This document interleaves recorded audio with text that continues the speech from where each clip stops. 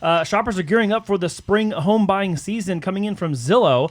Well-priced homes are selling fast, often within 29 days, and that time frame is bound to shorten as the shopping season opens. Yay, agree?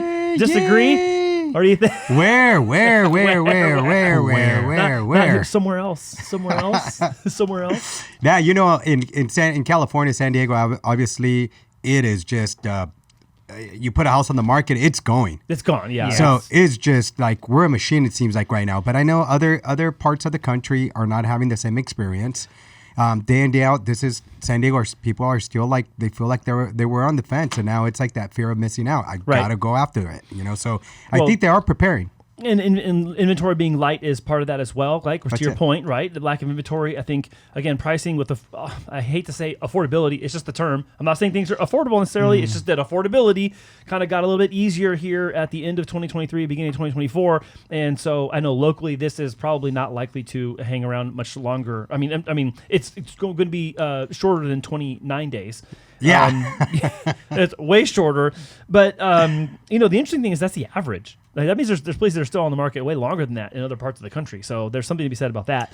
I think there's a little bit of an attitude shift and some awareness. This is the article cites to lure more buyers. Sellers are coming to terms with the market conditions and are agreeing to apply price cuts to their homes. And we talked about this in other shows where, a normal price cut range is 30 to 35% of listings. In 2023, 36.4% of listings had price cuts. And again, price cut could be $10, but the idea here that sellers are coming to terms with the market, meaning that buyers who are also coming to terms with the market are starting to have some consensus, and I think that's what we're seeing. Yeah, absolutely. And to follow up on a little bit of a more positive note, it says right here there are slightly more homes for sale this year than this time last year, and there's still plenty of competition for well-priced homes, like you mentioned. But one of the things it does follow up to say says buyers should prep their credit scores and sellers should prep their properties now. Attractive listings are going pending in less than a month, and the time on the market will shrink in weeks ahead. And one of the things I like about that is that, the market's going to start heating up in these months to come. Mm-hmm. And I feel right now it's a good opportunity to start preparing. And even for the people that are going to, down the line sell their house this year, it's time to start doing the spring cleanup sooner rather than later. Yeah. The Zillow report is saying that in January, 1 of 5 houses listed on Zillow included a price cut. Now, 1 out of 5 is 20%. That's way below what the normal range of 30 to 35 is. So, when people are talking about prices needing to plummet and all that, like this doesn't help that argument. This runs counter to that. I know this is just one sample set because we're talking about Zillow here, but like I said, the normal range is 30 to 35% of homes on the market will experience a price cut of some sort, and last year it was 36.4. The projection this year is 32%. Price cuts? Yeah, 32% of listings will have price cuts in 2024 based on some, other factors we talked about in another previous show. But it is the beginning of the year, guys. Yeah. It's as exciting as it sounds, it's still the beginning of the year. But spring is the time that everyone does this, though. Like the whole spring, we talk about this off camera. It's like March is when everything starts picking up a little more, and the momentum happens, and we see more inventory, more activity, more applications, more approvals, more escrows. It's like this is why, though. It's all preceded by all this kind of stuff. Yeah. I think for the sellers that listed before the year ended last year that the house is still on the market, they probably have a bigger incentive for them to lower that price point because of the fact that they need to sell, or they're just like impatiently like, I need to get rid of this. Yeah. While buyers are probably holding the line to see how much more inventory comes out, how the market plays out in the first quarter, and then start making their decisions. Yeah, and let's remember, the one that really determines what the market's doing are buyers. Yeah. They're the ones that are going to pay the price. They're the ones that are willing to, I would like that property for that price. So that's what I was going to ask. Like, aren't they doing it to their own detriment, though? I mean, if they're saying, I'm just going to wait and see if there's more inventory, or like, isn't waiting costing them? Not just, I don't mean money, but isn't it costing them the opportunity of either getting a house or not? It is, but it's funny because you're blind. Sorry, I'm saying you're blindly waiting. I don't know the people around the corner that are going to sell their houses. I don't know the reason they're going to list and when they're going to do it. So I'm like blindly thinking, there's just going to be a better option for me next month, when I have no idea if that's true or not. But that's the case a lot of the times that people don't know. So they're just like, hey, I'll just wait. But in reality, they're not prepping themselves to actually, take that leap into the market when the opportunity does come. So I feel it's still them, not knowing what they don't know. So it's like, I'm going to wait. Houses are too expensive. That's all they hear on the headlines.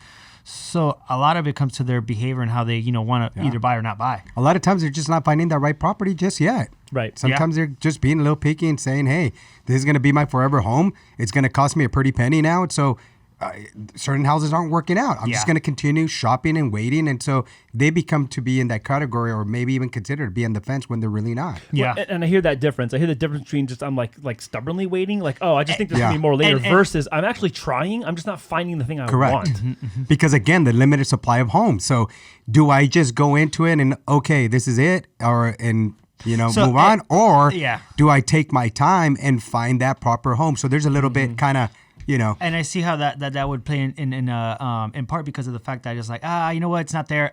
It wasn't for me. Let me just go keep renting. Then there's that. So they just completely They stop. give up. Yeah. there's that. And recently, I've been speaking to a lot of clients that feel that they're not ready, but once you go through their income and their finances and you really determine what they're paying, they can afford it, but they don't want to. Yeah. And that's something that I've been, finding as an obstacle where it's like, yeah, I make $10,000 a month, but at the same time, I don't want to pay $4,000, $5,000 in rent, in a mortgage. So, wait, so are you saying, okay, so I understand you saying there's a willingness, but you were started by saying like they didn't think they were going to be able to qualify too? Yeah. Okay, So I spoke to So part of it is that they didn't know, and then they came to know, and then once they knew, they're like, yeah, I'm not sure I want to do this. Yeah. Yeah, Okay. because I'm like, and then speaking about them, certain areas that they're talking about, they're like, I want to buy a house here, I want to buy a house here, and I'm like, well, that already puts you a little bit further from your budget that we talked about, knowing those areas are high price and high level, like people wanting to move in there. High demand. Yeah, high demand. There it is. Yeah. High demand and high price, high competition, and wow. Okay.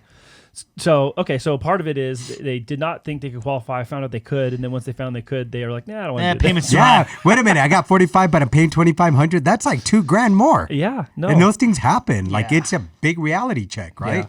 Because again, these other things that we don't know, when we qualify people, we're qualifying based on their gross income. We don't know if they're tying 10% to their church or they're giving to a nonprofit. We don't know all these things. We just kind of take it like, and we also don't consider the fact that their tax bracket, right? So- True. No, that's true. It's crazy that you bring that up because that is so true. Like for us, when we see it, it's like, oh, gross income, good, you got it. But then you tell it to them, well, wait a minute, I get Right. the paycheck after it doesn't look that nice. So yeah, in my Yeah. budget, it really doesn't make sense. Yeah. But I like that people are starting to take that leap of faith and wanting to know what that looks like because obviously the renting side isn't giving them, that reward or that fulfillment that they want at the same time. So it's like, yo, you got to pick a lesser of two evils at the end of the day. But the long-term commitment is better one route than the other. And I mean, you talk about fulfillment. Yeah. Owning your home and being in your own home, knowing that's yours, you take a sense of pride and it fulfills you in certain ways, Yeah. right? Because you know this is mine. And so, I like that you use that Yeah. word. So, Yeah. Well, I mean, even in the last show, we were talking about, the article is homeownership the new humble brag, and it's like there's a split decision about whether it's a braggy thing or if it's something to be celebrated and accomplished as a milestone. Well, I just feel like, you got a house in this market? yeah. hey, what are you, rich? What are you, Yeah. you're What's rich, your right? rate? Yeah. But again, the good thing about all of this is we're giving this information so that people could just, take it in, see how you're going to process Yeah. it, and then how you're going to take that leap of faith of moving forward, So gives you that education. Well, good news from this, guys. There's reason for shoppers to be gearing up for the spring home buying season because inventory is up. So total inventory up year over year from January of 23 to January 24. Inventory is up 4%. Or sorry, 3%. 3%. But look, okay, I understand. Let's qualify this. 2023 was a crap garbage year for inventory. So it being up 3%, like, wow, 3%, that's amazing. Yeah. Like, okay, well, it came up 3% from the bottom of the basement. Now it's like peeking its head to the first floor, like, hey, anybody home? Yeah. Hey, I'll take this for one of our past guests on Friends of Mortgage Heroes. Buyers weren't buying and sellers weren't selling. Yeah, that's right. It was one of those crazy years. Noted in this same thing is San Diego. Sellers are still holding a strong position in markets like San Diego, Miami, and Riverside, where new listings are up by a respective 28%, 22%, and 20%. Dang. So while I'm a couple minutes ago telling you about inventory up 3% year over year, San Diego's up 28%. Wow. So that means two things. Number one, a lot more inventory now compared to last year. Duh, the number says that. But that means it was really bad last year because we're not even at normal we're not even close to normal inventory. So for me, what this sheds light on in the rearview mirror is, wow, 2023 inventory was terrible in San Diego, and now it's not even still back to normal. Again, this is the beginning of the year, guys. Something is better than nothing. Right? Of course. And it's going to take years before we see any type of normalcy. Right. In the in the home inventory sector. Well, but I guess you're kind of making my point in other words. Is like this is a January to January reading. So January to January, San Diego's up 28%. Yeah. If that carries throughout the rest of the year, then what should we expect for our buyers? More inventory. So to your point about people either not willing to or still wanting to have that American dream in San Diego, like there should be some hope that there's inventory coming because even January versus January, if that's 28% different, what will it mean for the spring and summer season when we actually see more people come off the sidelines? I am praying to the inventory gods that we have more homes, okay? And I mean, like I said, beginning of the year, I know there's a lot coming up, like elections and all that good stuff. So a lot of things can change. Oh, yeah. People can retract. Sellers can retract, or they can, just go out there and say, I'm going to sell. Yeah. Yeah, no, I think this is good. I mean, I'm in general, I'm optimistic about this. Not just because Zillow's going to put out of course Zillow's going to want to have a good report about people gearing up for. Yeah, of course, everyone in real estate wants that. So that's already a given. But when the data backs it up and you're like, oh, inventory at large is up nationwide, including places where it's terrible down in the. I mean, look, if San Diego's up 28%. Someone else is down 28%. So we're not in the drink. Someone else is having a massive inventory problem that we aren't, or we are getting out of, I should say. That's it. So,